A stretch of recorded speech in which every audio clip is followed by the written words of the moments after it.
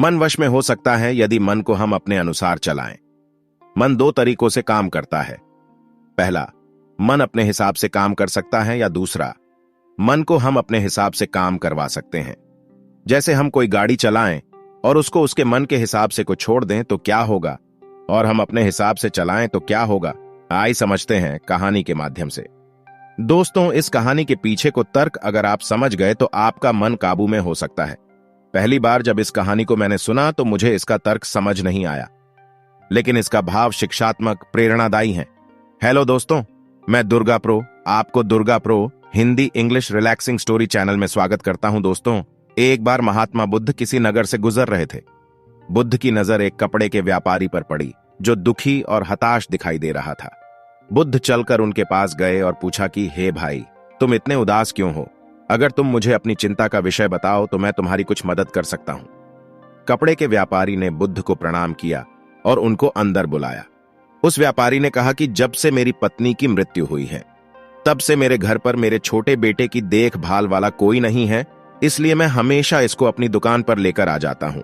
लेकिन मेरी दुकान पर आने वाले हर ग्राहक की पगड़ी को उछालकर फेंक देता है, कभी कभी उनका झोला उठाकर बाहर फेंक देता है। मैंने इसको बहुत समझाया, डांटा, लेकिन यह नहीं समझा। इसकी इस हरकतों की वजह से मेरे सारे ग्राहक खुद को अपमानित मानकर वापस चले जाते हैं। बुद्ध बोले, मैं तुम्हारी सहायता कर सकता हूं, पर तुम मुझे वचन दो कि मैं जो भी करूंगा तुम उसमें दखलंदाजी नहीं करोगे, ना ही कोई प्रश्न करोगे। व्यापारी बुद्ध को वचन दे देता है। अगले दिन बुद्ध एक पगड़ी पहनकर आए और एक गाहक की भांति आकर बैठ गए। व्यापारी का बेटा आया और बुद्ध की पगड़ी को उछाल दिया। महात्मा बुद्ध मुस्कुराए और कहा, बहुत अच्छा, जाओ उस पगड़ी को वापस लेकर आओ। वह बच्चा दौड़ कर गया और पगड़ी लाकर बुद्ध को दे दी। अगले दिन बुद्ध एक कुल्हाड़ी और एक लकड़ी लेकर आए।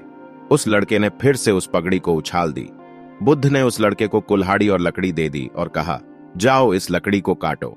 व्यापारी को थोड़ा सा डर लग रहा था कि कहीं उसके लड़के को चोट नहीं आ जाए, लेकिन उसको अपना वचन याद था।